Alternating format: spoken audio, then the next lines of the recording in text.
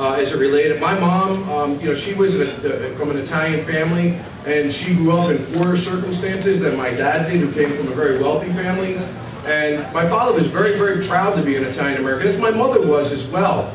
But when my mom came, and her family came over here, it was a little bit of a different experience for them, which I think that we can understand. And I think as Italian Americans, we understand the immigrant experience for people that came after us, in terms of them not having money and not having access to government. They tried to assimilate, they tried to de-Italianize themselves in a certain sense. And I think later in her life, when, you know, before she passed, she expressed to me that she had condolences about that she did not embrace her Italian heritage, her father coming, you know, off the boat.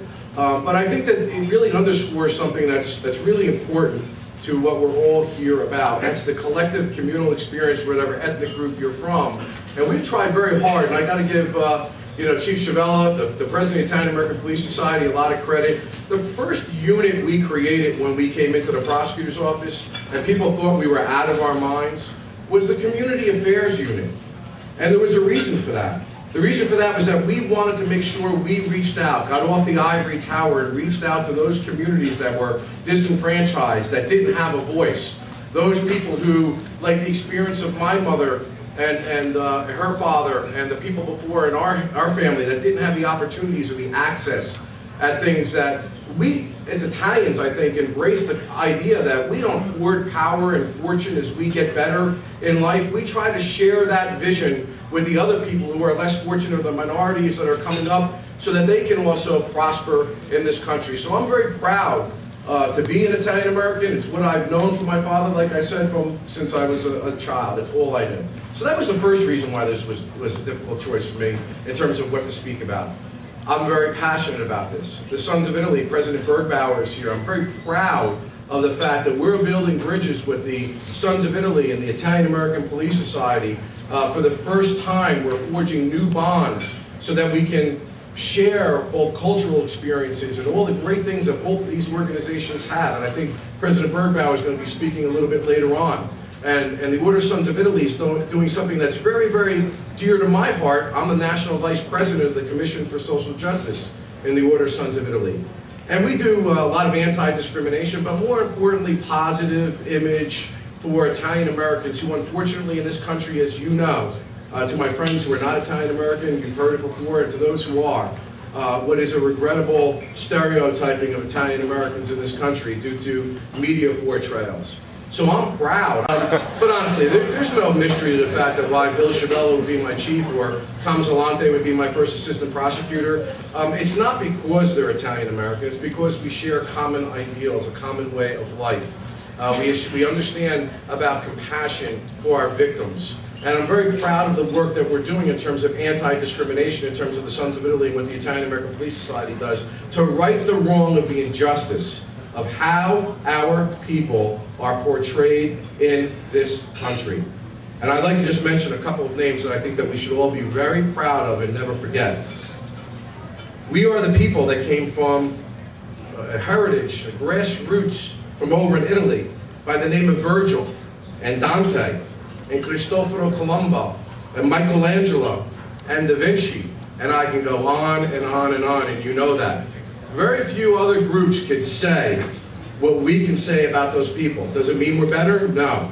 But does it mean we're any less deserving or any less rightful for the respect that we deserve in terms of where we come from? Absolutely. We've earned our right to say that we're proud of what we have done for Western civilization.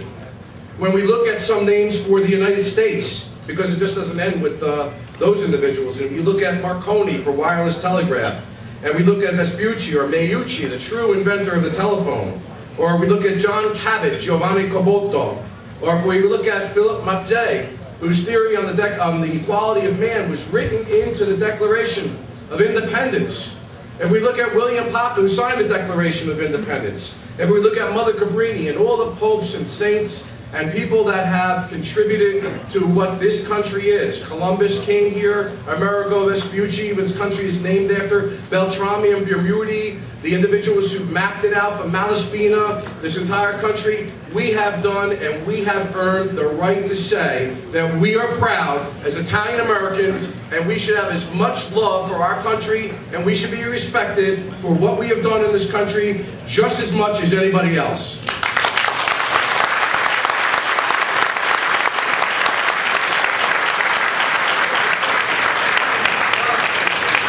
And those are famous names. Those are historical names.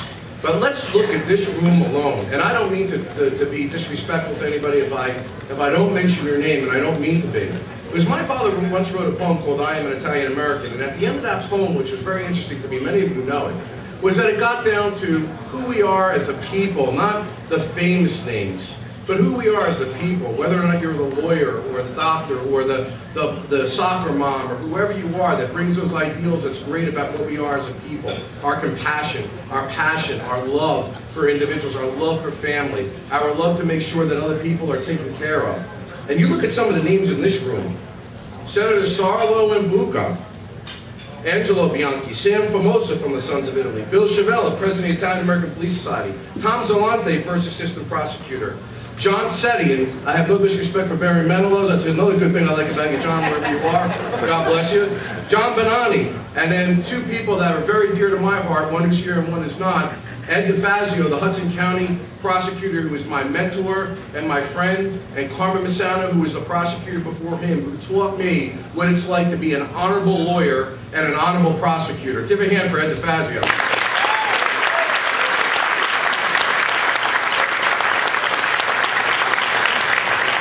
Truth be told, when I got into this position, and it's like having a baby, they don't write a book about how to be a prosecutor. And I got to tell you something, when there's a time, and there have been a few, that you're tried and you're tested, and you're looking for an honorable person, you're looking for a capable person, you're looking for a great lawyer, somebody you really trust, my phone rings to the Hudson County Prosecutor's Office, and Ed DeFazio is the call that I make. Thank you, Ed, for all the assistance you give me. I told them I got to be short, so I will finalize it with this. In the end analysis, I also look at it what it is essentially. My director of policy administration, Sheila Leary, and Captain Paul and Tom Zalante and myself are kind of going around the office, and we were looking at what would be a theme for the office. And I would like to have a word or something like a college logo or something. And I'm thinking, what is that word that would describe what it is that we do as prosecutors? Because that's the second part of the speech. I'm a lawyer. I love it. I love this job being a prosecutor. It's the greatest honor. And let me just say that I want to thank Governor Corzine for the appointment, but I want to thank the Senate Judiciary Committee, and in particular, I want to thank Senator Bucco, because if it wasn't for him and Senator Martin, I would not be standing here. So I'd like to give a round of applause to Senator Bucco, and thank you, Senator